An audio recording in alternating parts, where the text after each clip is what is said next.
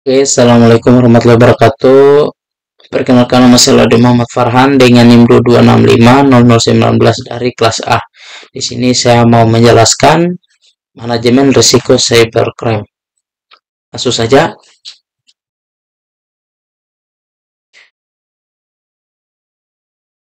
Manajemen risiko cybercrime adalah langkah-langkah yang diambil oleh sebuah organisasi atau individu untuk mengidentifikasi, mengukur, dan mengelola dan mengurangi risiko yang terkait dengan serangan cybercrime atau kejahatan cyber.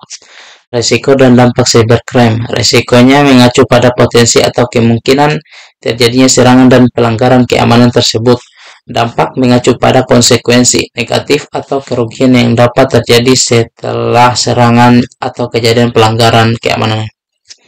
Risiko keamanan cyber adalah potensi atau memungkinkan terjadinya serangan dan pelanggaran keamanan. Risiko ini dapat berasal dari berbagai sumber, termasuk ancaman cyber seperti malware, phishing, dan serangan DDoS, serta celah keamanan dalam sistem atau kebijakan yang tidak memadai. Untuk mengurangi risiko keamanan cyber, organisasi harus melakukan identifikasi risiko dan mengambil langkah-langkah pencegahan yang sepadai.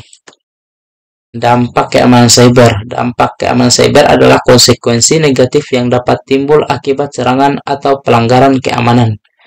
Dampak ini dapat beragam, termasuk yang pertama kehilangan data, gangguan operasional, kerugian keuangan, hilangnya reputasi, penyalahgunaan identitas, sanksi hukum.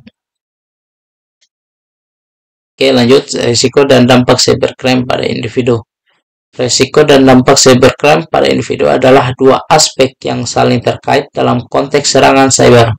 Risiko mengacu pada potensi atau kemungkinan terjadinya serangan cyber pada individu atau personal. Sedangkan dampak adalah konsekuensi yang terjadi pada individu tersebut setelah serangan terjadi.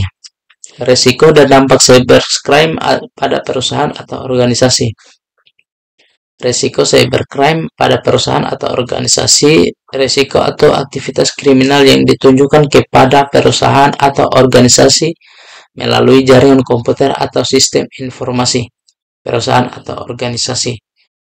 Dampak cybercrime pada perusahaan atau organisasi, yaitu konsekuensi atau kerugian yang dialami oleh perusahaan atau organisasi dan terjadinya serangan cybercrime. Risiko cybercrime pada pemerintah atau negara.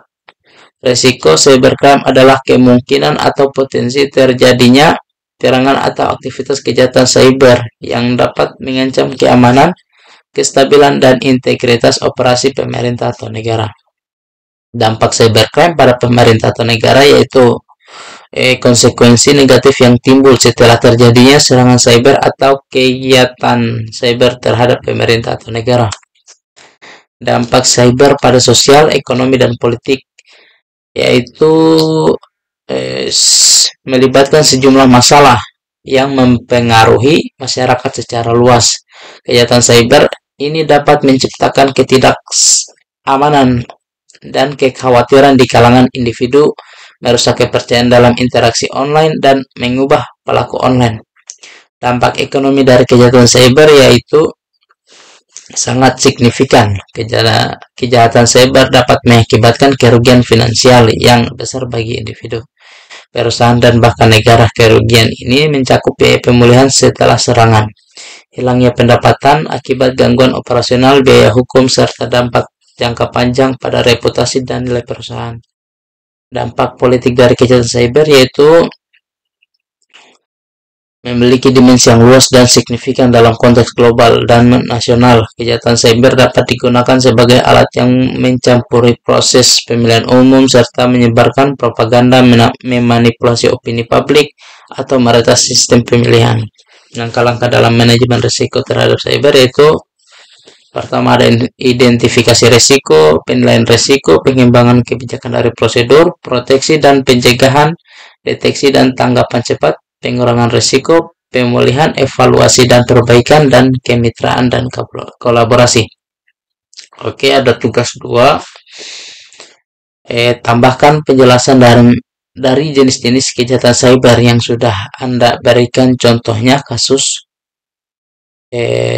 kejahatan cyber pada pertemuan sebelumnya. Selanjutnya Anda berikan analisa risiko apa dari contoh-contoh kasus yang sudah Anda berikan dan jelaskan dampak apa yang terjadi. Oke, jenis kejahatannya yaitu pencurian data bank syariah. Risikonya yaitu kebocoran data pribadi. Dampaknya, kejadian ini dapat menurunkan citra BSI di mata publik dan investor, mempengaruhi kepercayaan terhadap institusi perbankan tersebut, dan pihak yang dirugikan yaitu ada nasabah, karyawan, dan Bank Syariah Indonesia. Selengkapnya ada di website di bawah. Oke, yang kedua ada pembobolan data Kominfo pada tahun 2022. Risikonya yaitu penyalahgunaan data pribadi. Data yang bocor dapat dimanfaatkan oleh pihak yang tidak bertanggung jawab untuk penipuan, pencurian identitas atau aktivitas ilegal lainnya. Dampaknya ancaman keamanan nasional jika data bocor mencakup informasi sensitif. Hal ini dapat mengancam keamanan nasional dan stabilitas sosial. Yang ketiga, apalagi pihak yang dirugikan yaitu masyarakat umum, pemerintah, dan operator telekomunikasi. Selengkapnya ada di bawah. Serangan web Citylink dari tiket.com.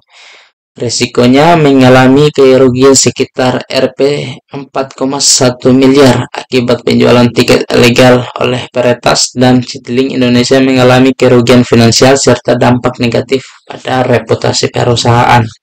Dampak kerugian finansial yaitu dapat menurunkan kepercayaan pelanggan terhadap keamanan transaksi di platform tiket.com dan Citylink. Pihak yang dirugikan yaitu tiket.com, Citylink Indonesia, dan pelanggan. Selengkapnya ada di bawah. Oke, mungkin itu saja yang bisa saya jelaskan. Lebih dan kurangnya mohon dimaafkan. Wassalamualaikum warahmatullahi wabarakatuh. Terima kasih.